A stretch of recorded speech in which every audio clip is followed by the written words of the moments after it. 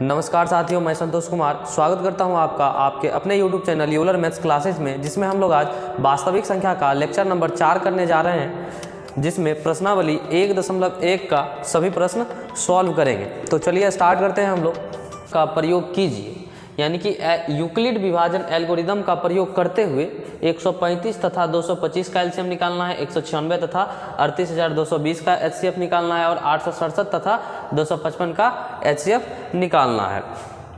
तो पहले हम इसको कॉपी कर लेते हैं दो, क्योंकि 3 प्रश्न है तो कम से कम 3 स्लाइड तो लगेगा ही।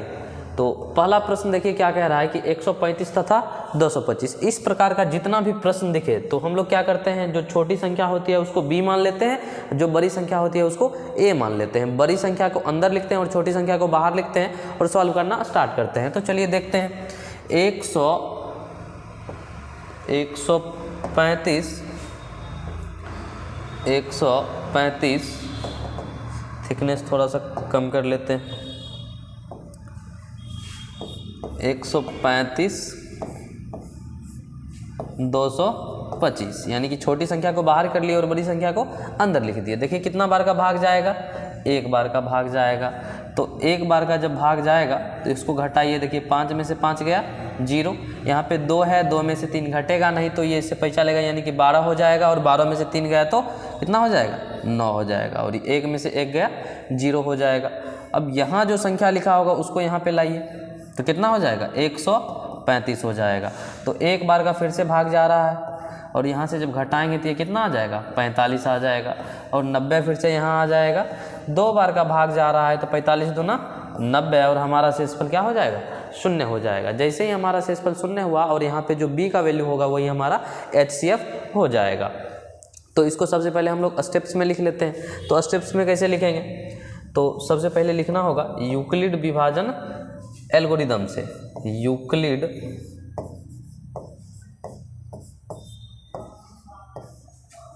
विभाजन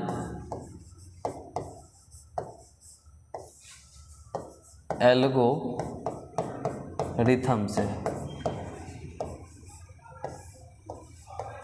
तो क्या होता है यूक्लिड विभाजन एल्गोरिथम, तो यूक्लिड विभाजन एल्गोरिथम होता है a बराबर बी क्यू प्लस में r, और r पे कंडीशन क्या होता है कि इसका मान b से छोटा होना चाहिए, या तो 0 होगा नहीं तो 0 से बड़ा होना चाहिए। तो यही हमारा क्या हो जाता है, यूक्लिड विभाजन प्रमेयिका हो जाता है। अब इसको स्टेप्स में लिखना स्टार्ट करते हैं। तो हमारा स्टेप 1 हो जाएगा, स्टेप 1। तो यहाँ पे b का वैल्यू क्या है, 135 और a का वैल्यू 225। तो 225 बराबर 135 गुने 1 प्लस में 90। यही आया था हमारा शेषफल। यानी कि ये वाला जो होता है वो b का वैल्यू होता है, ये वाला a का होता है और ये q हो जाता है, और यहाँ जो बचता है इसको r कह देते हैं। तो ये हमारा फर्स्ट स्टेप था। सेकेंड स्टेप क्या कह रहा है, तो सेकेंड स्टेप में हम लोग लिखेंगे स्टेप 2। स्टेप 2 में देखिए यहाँ पे ये वाला जो भाग है, ध्यान से देखिए ये वाला, इसमें अब देखिए a का मान 135 हो जाएगा और b का मान 90 हो जाएगा। तो लिखिए यहाँ पे 135 बराबर 90 गुने 1 हो जाएगा, प्लस में कितना आ जाएगा, 45। ये हमारा स्टेप 1 हो गया और ये हमारा स्टेप 2 हो गया। अब स्टेप 3 का बात कर लेते हैं। स्टेप 3 क्या हो जाएगा, तो देखिए इसमें क्या हो जाएगा, b का मान फिर से कितना हो जाएगा, यहाँ पे देखिए 45 और a का मान 90 हो जाएगा। तो b का मान 45 और a का मान 90, तो 90 बराबर 45। 2 बार का भाग गया था और शेषफल हमारा क्या आ गया था, 0 आ गया था। जैसे ही हमारा शेषफल 0 हुआ तो यहाँ पे जो b का वैल्यू होगा वही हमारा क्या हो जाएगा, एचसीएफ हो जाएगा। तो देखिए यहाँ पे b का वैल्यू क्या है, तो यहाँ पे b का वैल्यू क्या हो जाएगा, b का वैल्यू 45 हो जाएगा, और यही हमारा 45 जो है ये एचसीएफ हो जाएगा। अर्थात 225 तथा 135 का एलसीएम कितना निकल के आया, 45 निकल के आया। तो चलिए अगले प्रश्न पे मूव करते हैं।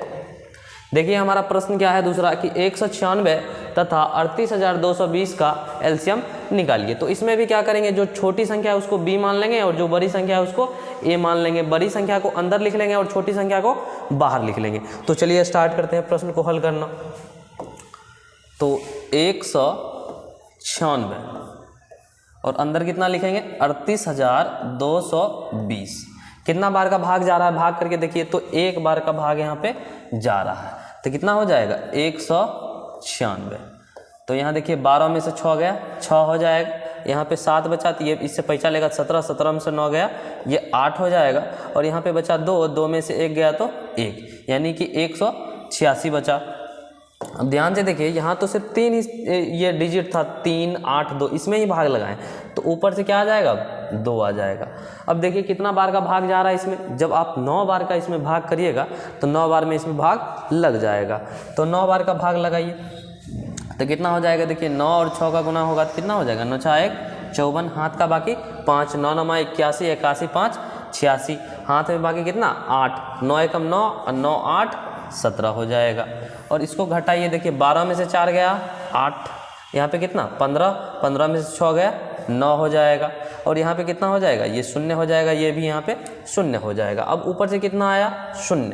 अब इसमें ट्राई करिए कितना बार का भाग जा रहा है, कितना बार का भाग जाएगा। देखिए इसमें 5 बार का ट्राई करके देखिए, तो जब हम लोग 5 बार का इसमें ट्राई करेंगे तो ये पूरा पूरा विभाजित हो जाता है। तो लगाइए 5 का भाग इसमें लगाइए तो 980 के बराबर आया, और हमारा शेषफल क्या हो जाएगा 0 हो जाएगा। और जैसे ही हमारा शेषफल 0 हुआ मतलब हमारा आंसर आ गया। यहाँ पे जो b का वैल्यू होगा वही हमारा HCF हो जाएगा।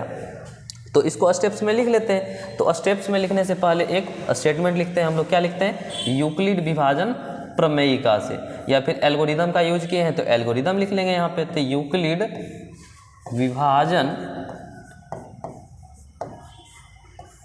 एल्गोरिथम से,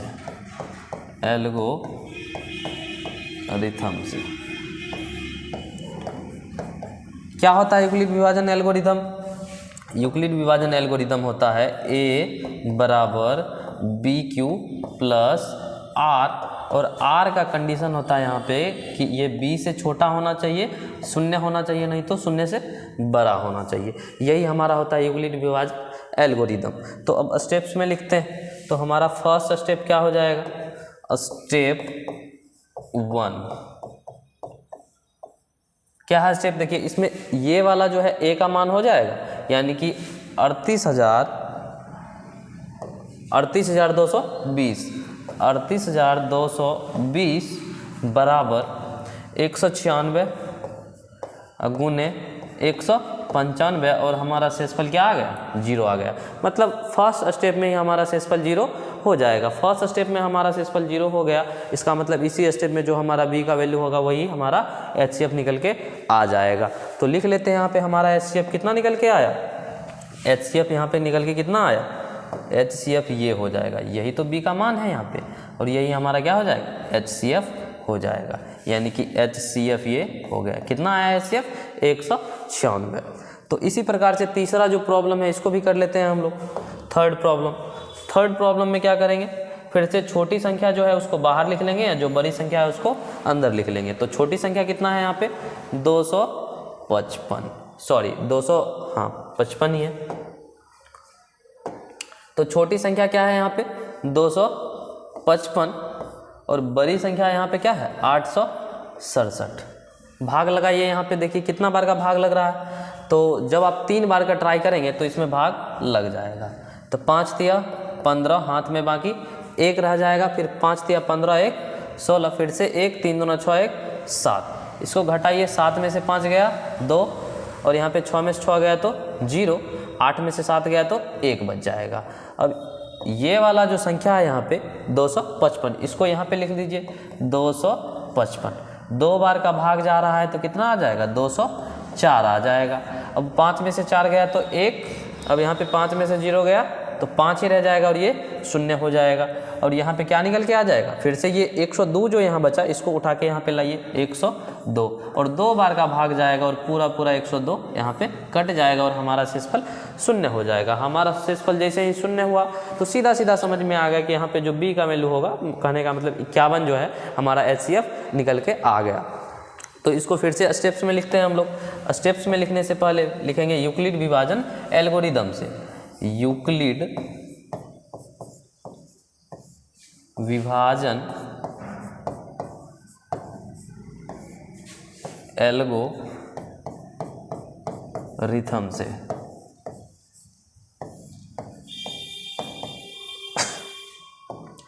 यूक्लिड विभाजन एल्गोरिथम क्या होता है? a बराबर बी क्यू प्लस आर, और यहाँ पे r का जो मान होगा ये b से छोटा होगा, शून्य होगा, नहीं तो शून्य से बड़ा होगा। अब इसको स्टेप्स में लिखना स्टार्ट करिए। तो स्टेप वन देखिए, यहाँ पे a का मान कितना है? 867। तो 867 हो जाएगा a का मान, तो 867 बराबर 255 गुने 3 हो जाएगा, और शेषफल हमारा कितना आया था यहाँ पे? 102। तो प्लस में लिख देंगे 102। इसी प्रकार स्टेप 2 लिखिए। स्टेप 2, और यहाँ पे देखिए a का मान कितना है? 255 और b का मान 102। तो लिख लीजिए यहाँ पे a का मान 255 बराबर 102 गुने 2 बार का भाग गया था और प्लस में 51 बच गया था। इसी टाइप से स्टेप थर्ड भी लिख लीजिए। तो थर्ड स्टेप क्या है? स्टेप थर्ड, यहाँ पे a का वैल्यू कितना है? 102 हो जाएगा। a का वैल्यू 102 और b का वैल्यू कितना हो जाएगा? 51 हो जाएगा। तो 102 बराबर 51 गुने 2, अब प्लस शेषफल कितना आया? शून्य आया। जैसे ही हमारा शेषफल शून्य हुआ, मतलब हम समझ गए कि हमारा जो b का मान होगा वही HCF हो जाएगा। तो यहाँ पे b का वैल्यू क्या निकल के आया है? देखिए b का वैल्यू 51 निकल के आया है। तो 51 जो होगा हमारा, ये क्या हो जाएगा? HCF हो जाएगा। तो ये तीनों प्रश्न में एक ही कंसेप्ट यूज हो रहा है, यूक्लिड विभाजन एल्गोरिदम। इसी प्रकार का प्रश्न हम लोग उदाहरण में भी किए थे। यानी कि इस प्रकार का जितना भी प्रश्न होता है ना, बहुत ही आसान प्रश्न होता है। उम्मीद करते हैं कि आप लोग को समझ में आया होगा। अगर समझ में नहीं आ रहा है तो आप लोग कमेंट करिए, बताइए कि क्या समझ में नहीं आ रहा है। फिर से हम उस पर दोबारा वीडियो बनाएंगे और आप लोगों तक पहुंचाएंगे। तो चलिए स्टार्ट करते हैं फिर अगला प्रश्न। अगला प्रश्न क्या कह रहा है कि दर्शाइए कि कोई भी धनात्मक विषम पूर्णांक 6q + 1 या 6q + 3 या 6q + 5 के रूप का होता है, जहाँ q कोई पूर्णांक है। हमने इस प्रकार का प्रश्न उदाहरण में बहुत सारा प्रश्न किया था, और यहाँ पे भी प्रश्न जो है बहुत ही मज़ेदार प्रश्न होता है, ठीक है ना, बहुत आसान होता है। अगर ये समझ में आ जाए कि b क्या मानना है, तो यहाँ पे देख के समझ में आना चाहिए कि q जो एक पूर्णांक है, q क्या है? एक पूर्णांक है, और q का गुणांक क्या है? 6 है। यानी कि हम लोग यहाँ पे b अगर 6 मान ले तो प्रश्न क्या हो जाएगा? बन जाएगा। तो इस प्रकार का जितना भी प्रश्न होता है, तो सबसे पहले यहाँ पे क्या लिखना होता है? कुछ ना कुछ स्टेटमेंट लिखना होता है। किसका स्टेटमेंट लिखेंगे हम लोग? यूक्लिड विभाजन प्रमेयिका का। तो प्रमेयिका का क्या होता है स्टेटमेंट, उसको लिखिए।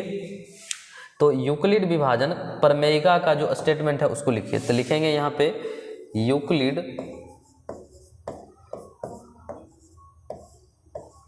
विभाजन प्रमेयिका से क्या होता है? यूक्लिड विभाजन प्रमेयिका, दो धनात्मक पूर्णांक a तथा b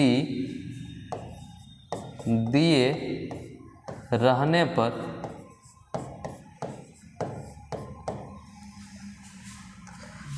ऐसी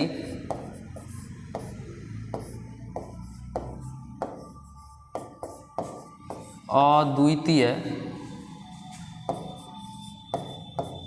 पूर्ण संख्याएं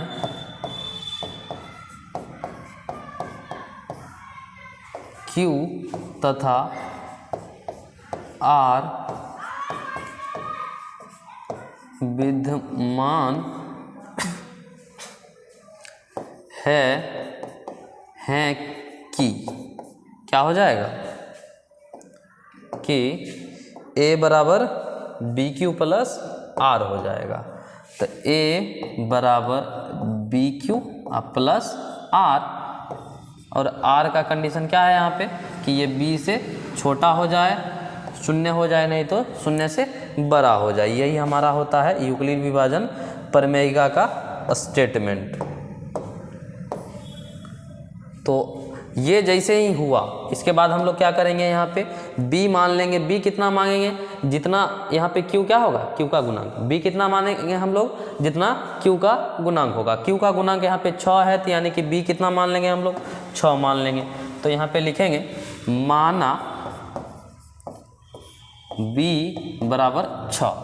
अब b जैसे ही 6 मान लिए हम लोग, तो ये वाला जो एक्सप्रेशन है यहाँ पे, इस वाले एक्सप्रेशन में b का मान हम लोग रख देंगे। जैसे ही b का मान यहाँ पे 6 रखेंगे, तो यहाँ पे 6 जैसे ही आएगा तो r का मान क्या क्या संभव हो जाएगा, या तो शून्य होगा, नहीं तो 1 2 3 4 5, और 5 अलग अलग केसेस बनेंगे जिसको सॉल्व करना होगा, और हमारा ये जो प्रश्न है सॉल्व हो जाएगा। तो चलिए स्टार्ट करते हैं, देखते हैं क्या होता है। तो b बराबर कितना मान लिए हम लोग, 6 मान लिए। कैसे माने वो समझ में आया ना, कि q का जितना गुणांक होगा वही क्या हो जाएगा, b का मान हो जाएगा। तो a बराबर bq, तो b का मान 6 होता है, यानी कि 6q अब प्लस r, और r वाला कंडीशन क्या है यहाँ पे कि r का मान शून्य होगा, नहीं तो शून्य से बड़ा होगा, और b से छोटा होगा, और b का मान कितना है, 6। ये बात देख के हमको समझ में आना चाहिए कि r का मान क्या क्या है, 0 1 2 3 4 5। अगर ये बात समझ में आता है तो इस प्रकार का प्रश्न बहुत ही आसान हो जाएगा। तो चलिए देखिए इसमें कितने केसेस बनेंगे, 1 2 3 4 5 6 केसेस बनेंगे। तो सभी केसेस को बारी बारी करके हम लोग डिस्कस कर लेते हैं। तो फर्स्ट केस को देखते हैं। सबसे पहले केस नंबर 1, यदि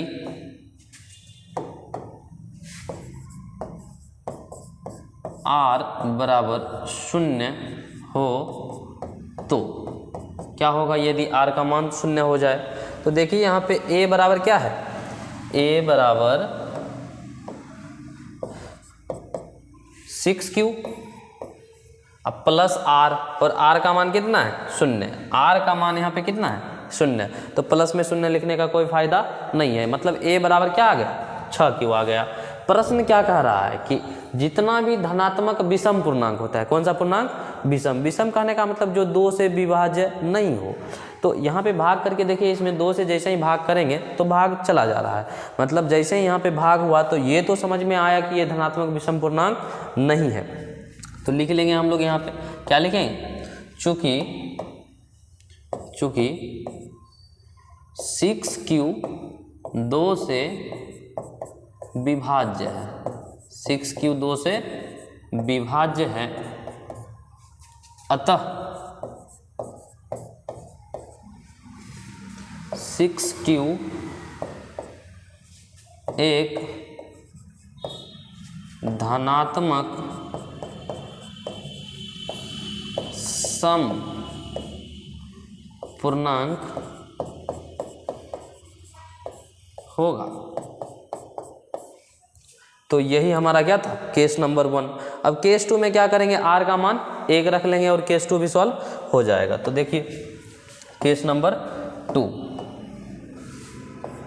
केस 2 क्या हो जाएगा यहाँ पे, यदि r बराबर 1 हो तो, यदि r बराबर 1 हो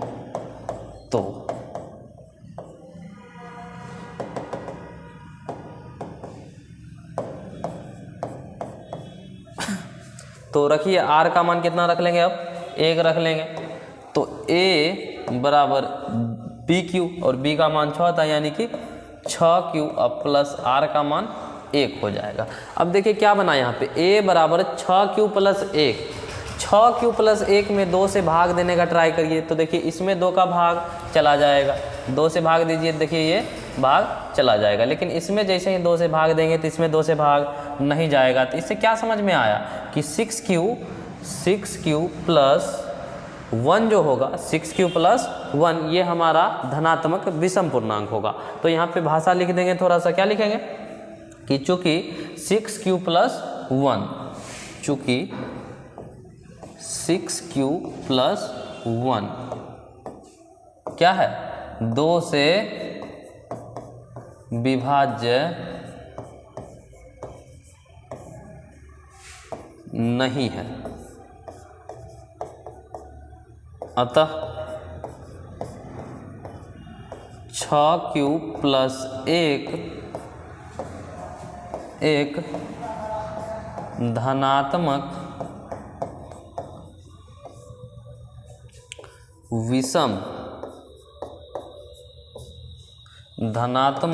विषम पूर्णांक हो जाएगा, विषम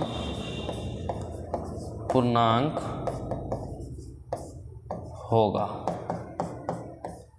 तो हमारा सेकेंड केस भी खत्म हो जाता है। अब थर्ड केस की बात करते हैं कि थर्ड केस क्या हो जाएगा।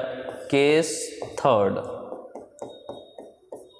यहाँ पे r का मान कितना होगा बताइए। तो यहाँ पे r का मान कितना होगा, यदि r बराबर 0 हो गया, 1 हो गया, अब कितना होगा 2 हो तो क्या होगा, यदि r का मान 2 हो जाए तो r का मान जैसे ही 2 होगा तब a बराबर 6q, अब प्लस में कितना आ जाएगा 2 आ जाएगा। इसमें जब 2 से भाग करेंगे तो यहाँ भी 2 से भाग लग रहा है और यहाँ भी 2 से भाग लग रहा है, मतलब ये जो पूरा एक्सप्रेशन है इसमें 2 से भाग लग जा रहा है। जैसे ही 2 से भाग लगा इसमें मतलब ये धनात्मक समपूर्णांक हो जाएगा। तो भाषा लिख लेंगे, क्या लिखेंगे, चूंकि 6q प्लस 2 एक 6q प्लस 2 से विभाज्य है, अतः 6q प्लस 2 एक धनात्मक समपूर्णांक है। तो थोड़ा सा भाषा लिख लीजिए, चूंकि 6q प्लस 2 से विभाज्य है,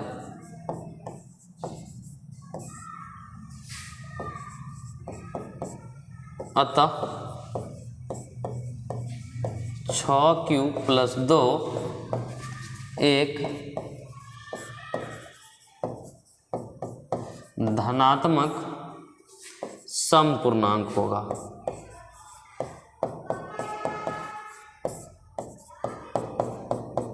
और यहीं पे हमारा केस नंबर थर्ड भी खत्म होता है।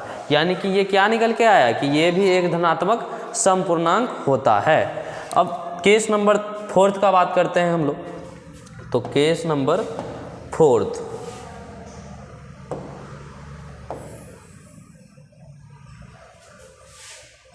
तो देखते हैं केस नंबर फोर्थ क्या कह रहा है। यदि केस 4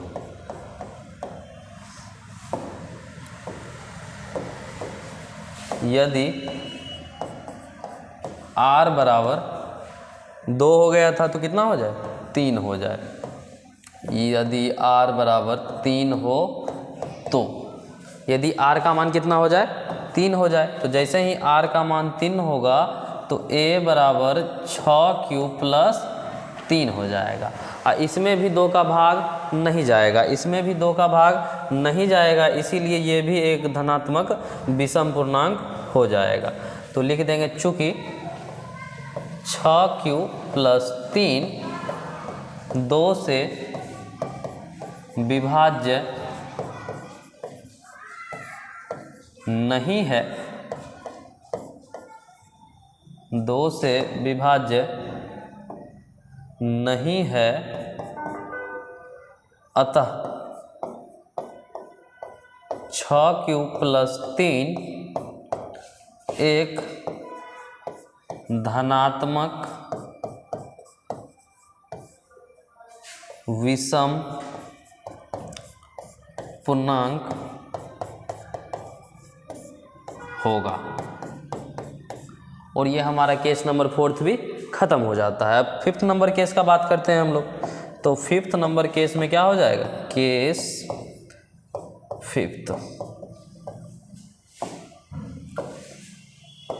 यदि r बराबर 4, यदि r बराबर 4 हो तो, अब जैसे ही r का मान यहाँ पे 4 होगा तो a बराबर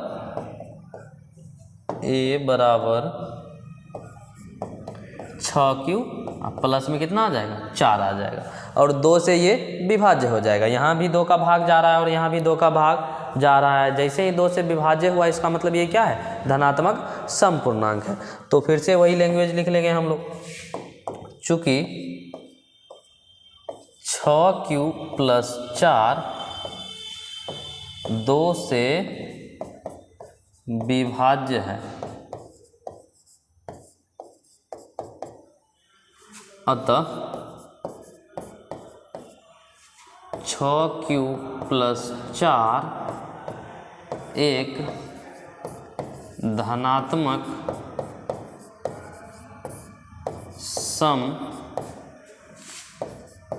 समपूर्णांक होगा। और ये हमारा केस नंबर 4 भी खत्म हो जाता है। अब केस नंबर 5 में क्या होगा, अब r का मान कितना हो जाएगा, देखिए 3 हो गया, 4 हो गया। अब r का एक और केस बचता है जिसमें कितना हो सकता है, 5 हो सकता है। तो अब लिखेंगे केस नंबर 6। तो केस 6,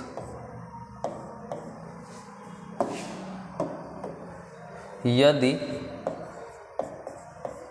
r बराबर 5 हो तो, यदि r बराबर 5 हो जाए तो क्या हो जाएगा, a बराबर 6q + 5। अब देखिए इसमें 2 का भाग चला जाएगा लेकिन इसमें 2 का भाग नहीं जाएगा, इसलिए ये जो पूरा एक्सप्रेशन है ना 6q + 5 ये पूर्णतः 2 से विभाजित नहीं होगा। जैसे ये 2 से विभाजित नहीं होता है तो ये क्या हो जाएगा, यह एक धनात्मक विषम पूर्णांक हो जाएगा। तो थोड़ा सा लैंग्वेज लिख लीजिए यहाँ पे और हमारा प्रश्न ये खत्म हो जाएगा। तो लिख लेंगे यहाँ पे, चूँकि 6q + 5 2 से विभाज्य नहीं है, अतः 6q + 5 एक धनात्मक विषम पूर्णांक होगा। तो यही हमारा क्या था, प्रश्न नंबर 2 था, यानी कि दूसरा प्रश्न भी हमारा खत्म हो जाता है। अब चलिए तीसरे प्रश्न की बात करते हैं। क्या कह रहा है तीसरा प्रश्न, कि किसी परेड में 616 सदस्यों वाली एक सेना की टुकड़ी को 32 सदस्यों वाले एक आर्मी बैंड के पीछे मार्च करना है। दोनों समूहों को समान संख्या वाले स्तंभों में मार्च करना है। उन स्तंभों की, देखिए ये क्या लिखा है, अधिकतम संख्या क्या होगी। तो अधिकतम संख्या की बात आई ना, तो अधिकतम मतलब HCF। तो ये जो संख्या दिया हुआ है इसका HCF निकाल लीजिए और आपका आंसर निकल के आ जाएगा। बहुत ही आसान है। तो चलिए इसको भी सॉल्व कर लेते हैं हम लोग। सॉल्यूशन, तो क्या दे रखा है, 616 और 32। तो छोटी संख्या है 32, तो 32 को लिख लीजिए बाहर में और 616 को लिख लीजिए अंदर में। तो 32 का एक बार का भाग जाएगा, तो लिखिए 32, घटाइए यहाँ पे देखिए कितना आ जाएगा। तो 11 में से 2 गया तो 9 हो जाएगा। अब ये कितना बचा, ये 5 बचा और 5 में से 3 गया तो 2 आ जाएगा। अब यहाँ पे कितना आया, ऊपर से 6 आया। अब भाग करके देखिए कितना बार का भाग जा रहा है ये। जब इसमें हम लोग 5 का ट्राई करते हैं तो 5, 6, 7, 8 में भी लग जा रहा है। 9 का ट्राई करिए, 9 में भी लग जाता है। तो 9 बार में लगा के देखिए, तो 9 दूना 18, हाथ में बाकी 1, 9 तिया 27, 27 1 28, चलिए लग गया। तो यहाँ से देखिए 16 में से 8 गया तो कितना हो जाएगा, 8 हो जाएगा और ये 0 हो जाएगा। और इधर ये वाला पार्ट उठ के यहाँ पे आ जाएगा कितना, 32, और 4 बार का भाग जाएगा यहाँ पे, तो ये क्या हो जाएगा, 0 हो जाएगा। तो यहाँ पे देखिए हमारा शेषफल 0 आया, मतलब ये b का जो मान होगा यही क्या हो जाएगा, यही हमारा HCF हो जाएगा। तो इसको स्टेप्स में लिख लीजिए सबसे पहले। तो स्टेप्स में लिखने से पहले थोड़ी सी स्टेटमेंट, यूक्लिड विभाजन एल्गोरिथम से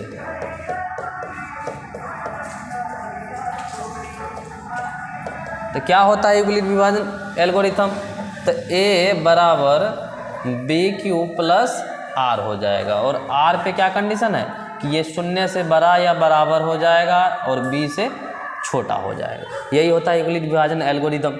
अब इसमें स्टेप्स में लिखिए, तो फर्स्ट स्टेप क्या हो जाएगा यहाँ पे, स्टेप 1। देखिए यहाँ पे b का मान कितना बन रहा है 32 और a का 616, तो a को बाहर लिखिए 616, तो 616